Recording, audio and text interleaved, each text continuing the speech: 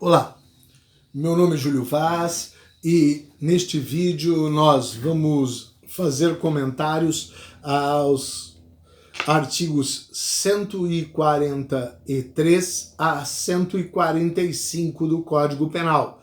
Vamos então estar tratando sobre a retratação no artigo 143, sobre o pedido de explicações no artigo 144 e sobre a ação penal no artigo 145. Todos eles relacionados aos crimes contra a honra, calúnia, difamação e injúria. Vamos também estar desenvolvendo alguns comentários sobre o pedido de explicações, também relacionado aos crimes contra a honra. E assim estaremos fechando os nossos comentários na sequência de vídeos que visaram fazer um estudo sobre os crimes contra a honra. Vamos iniciar então pela retratação prevista no artigo 143.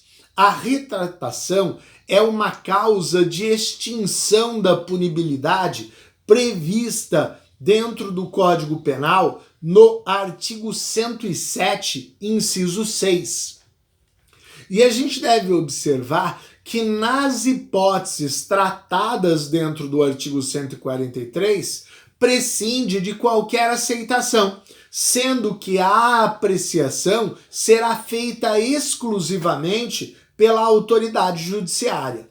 O artigo 143 encontra-se com a seguinte redação: o querelado que antes da sentença se retrata cabalmente da calúnia ou da difamação fica isento de pena. Observo que a retratação prevista no artigo 143 refere-se aos crimes que protegem a honra objetiva, que é a consideração social, o que as pessoas pensam sobre o sujeito passivo. Assim sendo, não há necessidade de que o sujeito passivo concorde que a retratação foi o suficiente. Mas esta análise ficará a critério do juiz. Observo, a retratação só para as hipóteses da calúnia ou difamação, que ferem a honra objetiva. Qual o momento que deve se dar a retratação? A retratação deve ocorrer antes da sentença. Então, antes da sentença, deve acontecer a retratação, para que o juiz possa reconhecer a causa extintiva da punibilidade e ficará então isento de pena o querelado. Quem é o querelado?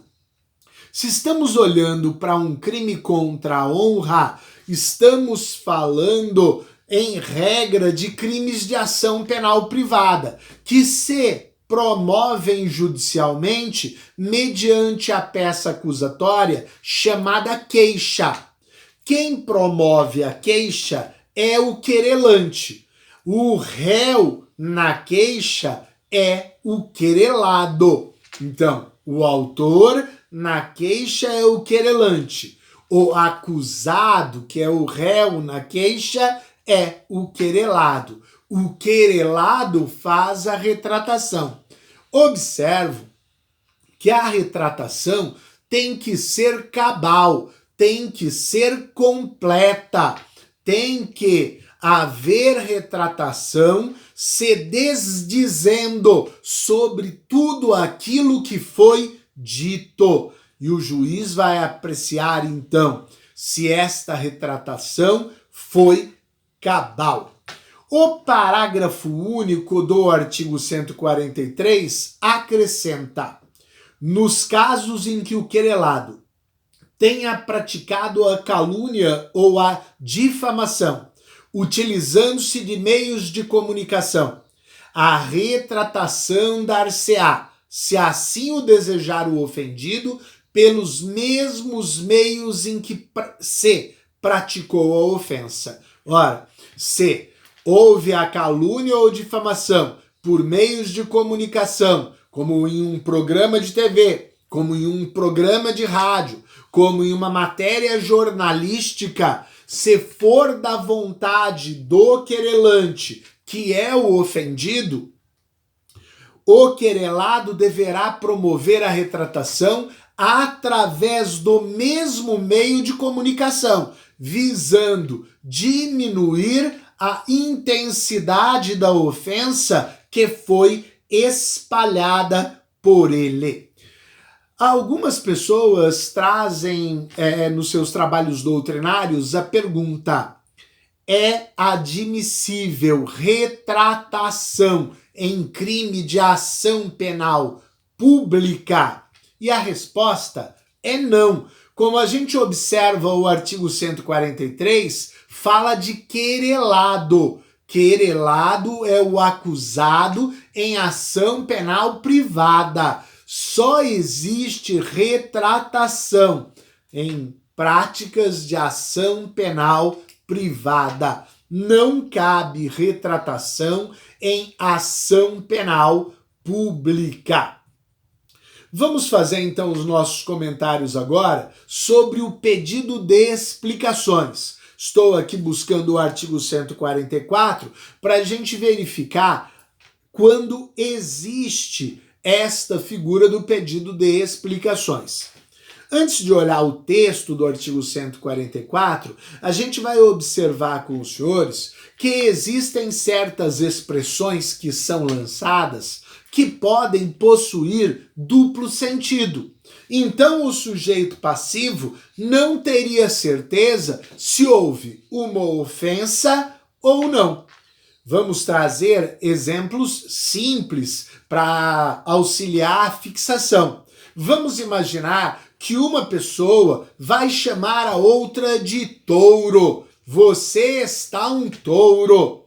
Fica a dubiedade se está se querendo dizer que aquela pessoa é forte, grande, ou se aquela pessoa é chifrudo.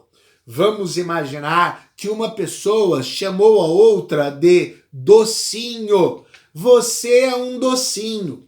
Está dizendo a ela que ela é uma pessoa delicada ou está dizendo a ela que ela é uma pessoa afeminada?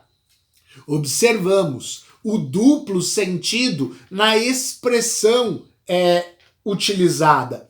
Nessas hipóteses, é necessário para aquele que acredita ter sido ofendido identificar a ideia ofensiva em quem proferiu as expressões.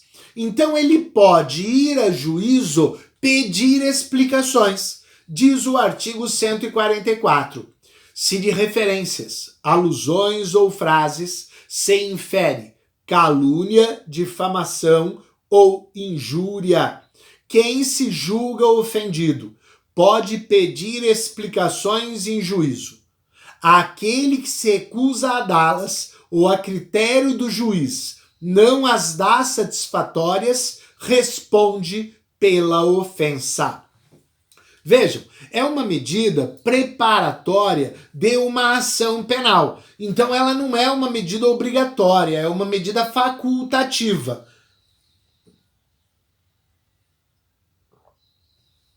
O ofendido está querendo verificar se realmente o propósito foi ofensivo. Então ele faz o pedido de explicações, pois houve equivocidade da ofensa, houve duplo sentido na ofensa. Vamos observar que então a propositura ela se dá com uma ideia preparatória de uma ação penal e ela é facultativa, não é obrigatório ao ofendido ingressar com o pedido de explicações. Se ele entender que houve a ofensa, ele pode diretamente ingressar com uma ação penal. Devo destacar que o pedido de explicações cabe para qualquer um dos 3 crimes contra a honra. Cabe na ideia da calúnia, cabe na ideia da difamação e cabe na ideia da injúria. E é o juiz quem vai fazer a apreciação se aquela explicação que foi oferecida é suficiente ou não. Destacamos a última parte do artigo 144. Aquele que se recusa a dá-las ou a critério do juiz não as dá satisfatórias, responde pela ofensa. Observo, o juiz é que decide se elas forem dadas, se são satisfatórias. Se o juiz entender que as explicações dadas são satisfatórias, isto impedirá uma futura ação penal. Não se admitirá a propositura de uma ação penal. Mas se feito o pedido de explicações, as explicações não forem prestadas, ou se as explicações não forem entendidas pelo juiz como satisfatórias, o ofendido poderá propor a ação penal através da queixa-crime, fazendo a acusação de seu ofensor, que passará a situação de acusado em uma ação penal. E aí responderá pelas ofensas que realizou. Observamos, que esta ideia é apenas uma cautela que seria adotada pelo ofendido diante do duplo sentido da acusação, da imputação ofensiva que lhe é feita.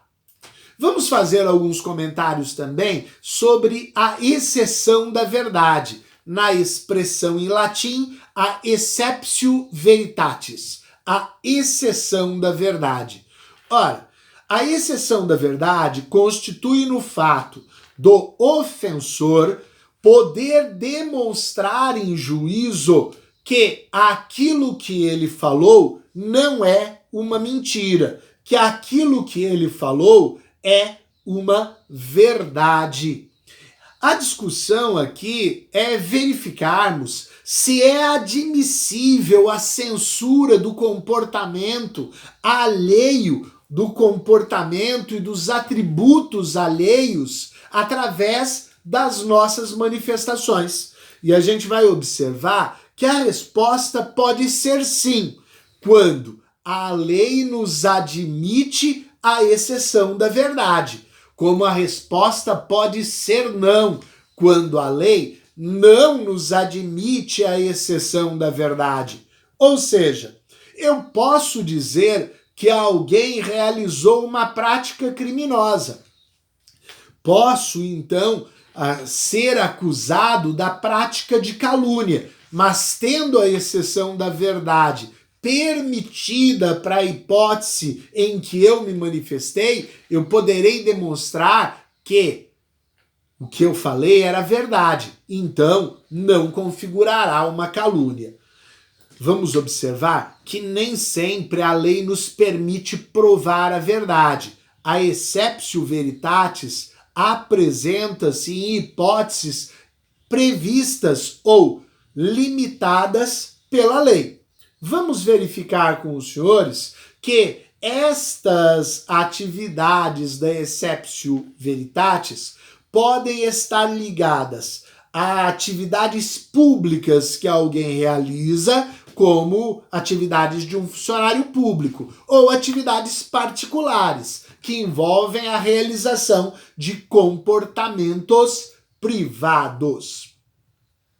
Então, a exceptio veritatis é a oportunidade de provar a verdade. A consequência onde a lei me permite provar a verdade é a absolvição pela ausência da tipicidade. Vamos observar, então, que na prática da calúnia há a previsão da exceptio veritatis no artigo 138, parágrafo 3º, Ou seja, nas hipóteses que a lei me admite a prova da verdade, eu posso realizá-la. Em regra, na prática da calúnia, tanto relacionada a atividades públicas como privadas, é possível a prova da verdade, com as exceções limitadoras previstas no parágrafo 3º. Diz a lei. Artigo 138, parágrafo 3º. Admite-se a prova da verdade. Então a lei permitiu provarmos a verdade. Salvo significa exceto. Inciso 1. Se constituindo o fato imputado crime de ação privada, o ofendido não foi condenado por sentença irrecorrível. A gente tem que lembrar que no crime de ação penal privada vigora o princípio da indisponibilidade. Vigora o princípio da disponibilidade da ação penal privada. E enquanto não houver a condenação definitiva, o titular que está exercendo o seu direito, promovendo a ação penal privada, pode desistir dela. E aquela pessoa, se não for definitivamente condenada, será sempre considerada inocente. Então eu não vou poder provar algo que não há como se promover uma ação penal para demonstrar a sua responsabilidade. Estamos observando que a primeira hipótese olhou para a ação penal privada. E esta só pode existir ou ser movimentada até o seu final por vontade do seu titular. Lembrando que a ação penal privada ela é disponível. O titular, o ofendido que propôs a ação, pode dela dispor. Inciso 2. Se o fato é imputado a qualquer das pessoas indicadas no inciso 1 do artigo 141. O artigo 141 do Código Penal, no inciso 1, cuida de falar contra o presidente da República ou chefe de governo estrangeiro. Observo, estamos aqui protegendo a figura do chefe da nação. E, com ele de forma respectiva, estamos também protegendo os chefes das demais nações. Inciso 3. Se do crime imputado, embora de ação pública, o ofendido foi absolvido por sentença irrecorrível. Ora, se houve a absolvição por uma sentença irrecorrível, como quero eu agora provar que aquele fato é verdadeiro? Teríamos um conflito de posições judiciais se isto fosse admitido. Após a demonstração judicial da inocência com a absolvição daquela pessoa, eu não posso mais demonstrar que aquilo era verdade. Vejam, a exceção da verdade na prática da calúnia encontra algumas limitações. Regra geral, ela é admissível. É possível se provar a verdade na prática da calúnia. Na prática da difamação, só é possível a prova da verdade na questão das atividades públicas. Porque estamos buscando proteger a função pública, a administração pública em si. Então vamos observar que na difamação temos o artigo 139, parágrafo único, cuidando da matéria, que diz o seguinte: a exceção da verdade somente se admite se o ofendido é funcionário público e a ofensa é relativa ao exercício de suas funções. Em relação à difamação, a única possibilidade de alguém utilizar-se da exceptio veritatis é se a prática imputada, a difamação, constitui-se em fato ofensivo à reputação.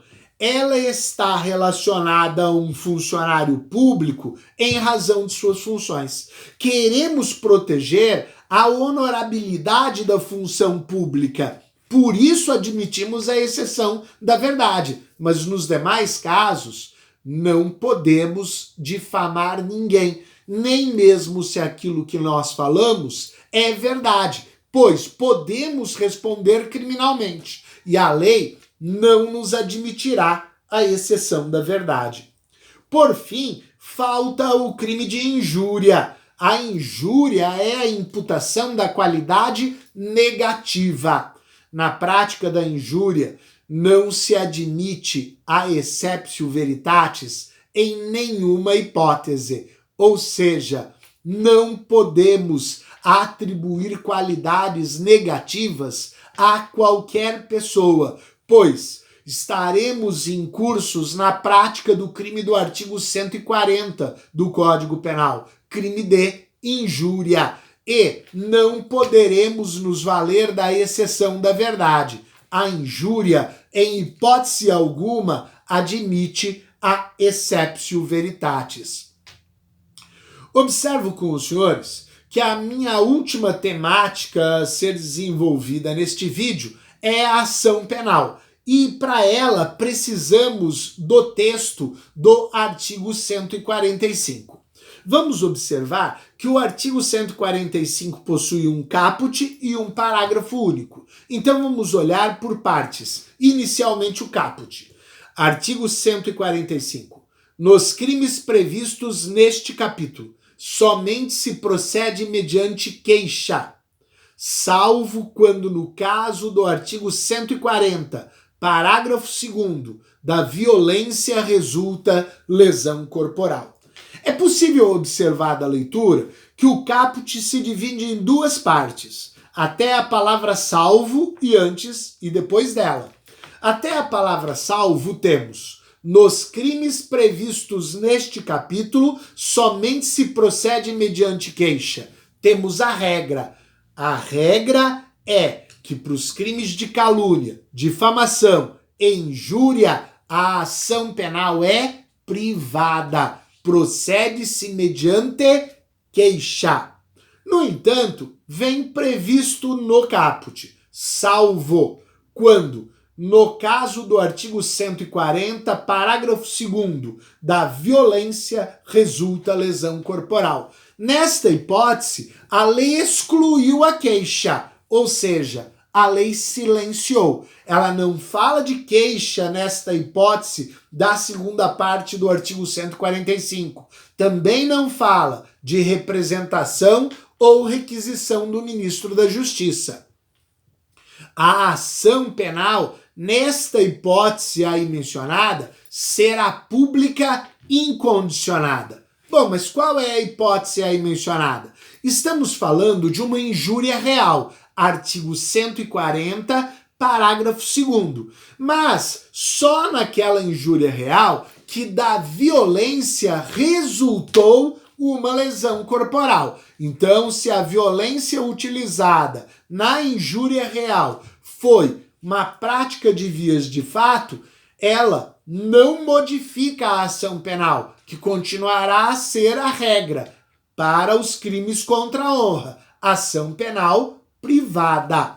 Agora, se a injúria real foi praticada com violência e resultou uma lesão corporal, a ação será pública incondicionada. A ação será pública incondicionada, sem qualquer condição. Vamos olhar o parágrafo único. Procede-se mediante requisição do ministro da Justiça, no caso do inciso 1 do caput do artigo 141 deste Código, e mediante representação do ofendido, no caso do inciso 2 do mesmo artigo, bem como no caso do parágrafo 3º do artigo 140 deste Código. Já o parágrafo único, a gente vai dividir em 3 partes. São 3 exceções à ideia da ação penal privada que foram aqui tratadas. Vamos olhar por partes. Procede-se mediante requisição do ministro da Justiça, no caso do inciso 1 do caput do artigo 141 deste Código. O artigo 141 do Código Penal, no inciso 1, o artigo 141 fala de circunstância específica de aumento de pena. Manda aumentar a pena de 1/3. Mas não é isto que nos interessa aqui. É a hipótese. No inciso 1, o crime praticado contra o presidente da República ou chefe de governo estrangeiro. Então, nestas hipóteses de crimes contra a honra do presidente da República ou chefe de governo estrangeiro, a ação penal dependerá de requisição do ministro da Justiça. Temos uma ação penal pública condicionada à requisição do ministro da Justiça. Ação penal pública condicionada nesta primeira parte do parágrafo único. Sempre que o crime contra a honra for contra o presidente da República ou chefe de governo estrangeiro. Segue o dispositivo. E, mediante representação do ofendido, no caso do inciso 2 do mesmo artigo. Continuamos olhando para o artigo 140. Agora o inciso 2. Contra funcionário público em razão do exercício de sua função. Ora, contra funcionário público em razão do exercício de sua função, estamos olhando para uma hipótese em que a lei fala que depende de representação, mediante representação do ofendido. A ação penal também pública condicionada nesta segunda parte. Ação penal pública condicionada na primeira parte, a requisição do ministro da Justiça. Ação penal pública condicionada na segunda parte, a representação. E vamos à terceira parte. Na terceira parte, diz assim: bem como no caso do parágrafo 3º do artigo 140 deste Código. Ou seja, o artigo 140 cuida de injúria. O parágrafo 3º cuida da injúria com elementos preconceituosos. Toda vez que estivermos nas hipóteses que a injúria valeu-se de um elemento preconceituoso ou foi feita em relação a uma pessoa que é maior de 60 anos ou é deficiente, hipóteses ali previstas no parágrafo 3º do artigo 140, também será mediante representação. Ou seja, todas as três hipóteses do parágrafo único são hipóteses de ação penal pública condicionada, sendo que apenas a primeira parte, aquela do crime praticado contra o presidente da República ou chefe de governo estrangeiro, está olhando para a requisição do ministro da Justiça. A segunda e a terceira partes, aqui olha para o funcionário público em razão do exercício de seu cargo, de sua função, ou aquela que olha para a injúria com elementos preconceituosos, a gente tem a representação. Ação penal pública condicionada. A gente quer fazer uma observação só, em razão do entendimento da nossa jurisprudência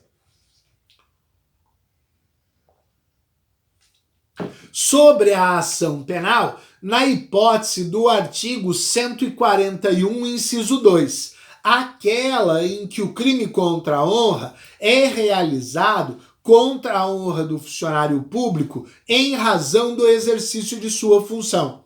Nesta prática, tem-se entendido dupla possibilidade de ação penal. Vejam, o funcionário público, neste caso, terá na ofensa a ele a vida, a ação penal pública condicionada, dependendo dele representar. Mas pode acontecer dele representar e o Ministério Público não entender que deva propor a ação penal. Afinal, é uma ação penal pública, embora condicionada. Entende-se, então, que, como a regra para os crimes contra a honra é uma ação penal privada, o funcionário público, se ele entender mais adequado, em vez de representar, ele pode oferecer a queixa-crime. Então, há uma dupla possibilidade de ação penal.